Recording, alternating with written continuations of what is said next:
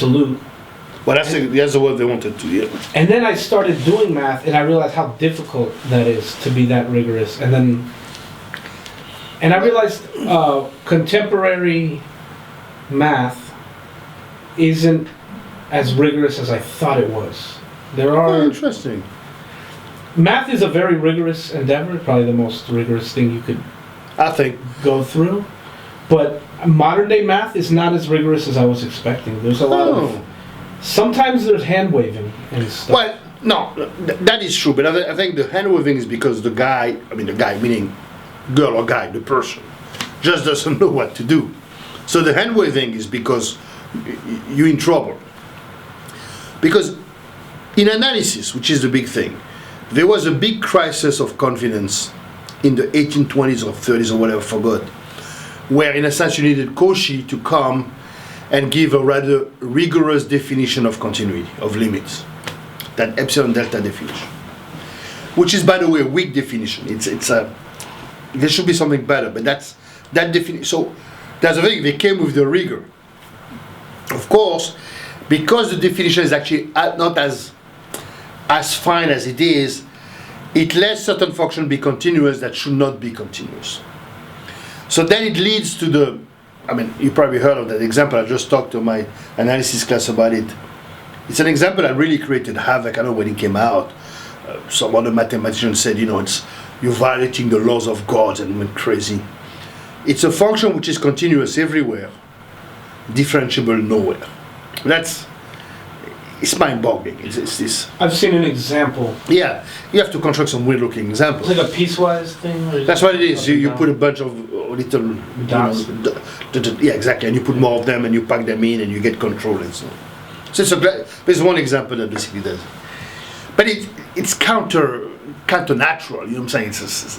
It's a pathological example. So that really showed that I think the definition was not as good as it is, but it works for us. And because of the definition, we're able to do all kind of mathematics. Because of the definition, we're able to send people to the moon. Because of the definition, we can send, a spaceship to Mars, and we can make it land, and we can have a robot that takes picture forever and sends us picture from Mars. That's kind of powerful stuff. So they must have understood something. There must be some good things in it. But you're right, the hand waving is because we are just human beings, and there's so much we understand. So at some point you want to go from here to here, and you cannot really show the logical move. So you kind of, and if you're big enough and people kind of trust you enough, they can say, yeah, oh yeah, you're right. If it's you writing it, they would say, oh no, this is not working. But if you have a guy who's a superstar, and and he's the one who's always been kind of right, and he says, I think this is right, and are you going to tell him no? That's what I was going to say. I was talking to a mathematician, and it was like, I wanted to use something like pre-compact. Oh, so what is the definition? See, I forgot. I always forget the definition. It's something that your advisor loves. Yes. They love it. You know what? I'm embarrassed to tell you that I forgot what pre-compact means, but it's something that every sequence has a convergence. Something that's something to do. Yes, it's very almost like compact, but not quite. Yeah. And Dr. Pankoff told me that pre-compact is interesting enough that's good enough that you don't have to go fully compact. You can just go. I think this is absolutely true because him, Doctor, and Gary Catt, and a bunch of those guys, all they do is pre-compactness. They go berserk. So that's something that I need to. Well, anyways, this was, it was Dr. Pankoff. This is not me insulting him, but what happened was I had to discuss something about pre-compactness. Mm-hmm. So he gave me a theorem about it said something relative compactness. And then those might not be the same. I don't know. You have to go check it. I looked up the definitions, and they were not, immediately looking at them, they didn't look the same, but I didn't read through it carefully. And he told you they're equivalent? Yeah, he said, oh, they're the same, don't worry. And No, do worry. Oh, no, Mr. Diaz. Go check it to make sure that in your head, A implies B, B implies A. What he did later was, he showed me for what I was using it for. It was the same. Either one was good enough. Okay, well, So that's he a did- different story. Yeah, in a particular, in a particular case, they were good enough. Yeah. No, you asking the right question on this one. So from my perspective, I don't know. I'm like, I don't know anything. So it seemed like he was just hand waving. Well, I think he was, but here's the reason. This is a guy who has done a huge amount of research.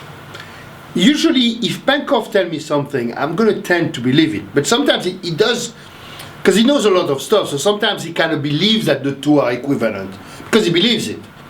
And in most cases, like your case, it gives the same result. So, do you understand? So for him, he doesn't need to look further. But a good exercise for you, really, yeah, okay, I mean, if you have time, in this week or whatever, why don't you look at the precise definition of pre-compact, the precise definition of relatively compact, and see if the two are equivalent. Yes. That would be a good exercise. I think you would like it. I agree completely. My research. But you're absolutely right about, hand waving, that's always the case. You have a guy who hand waved, and, my advisor used to do it, and you're like, God, well, maybe it's true, but you have to see it. Now, at the end of the day, if you're going to be a serious mathematician, you've got to make sure that you know certain things by yourself. But Penkov, he sat me down and he said, no, look, listen, what you're trying to do, this It's good enough, yeah? and pre-compact and relative compact, you can use either. He Makes didn't. sense. So ultimately, he didn't.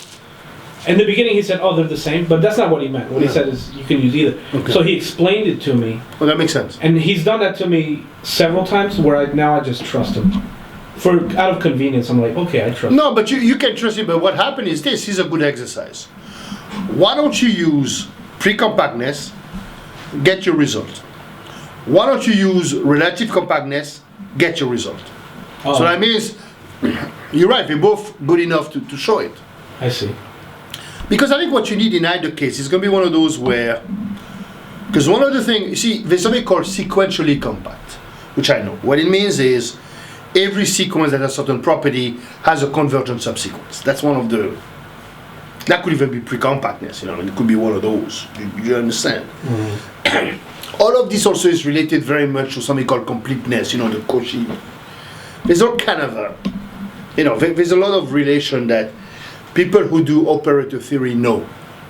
And it's true, because Dr. Ngekala does the same thing to me, and I'm like, Gaston, are you sure?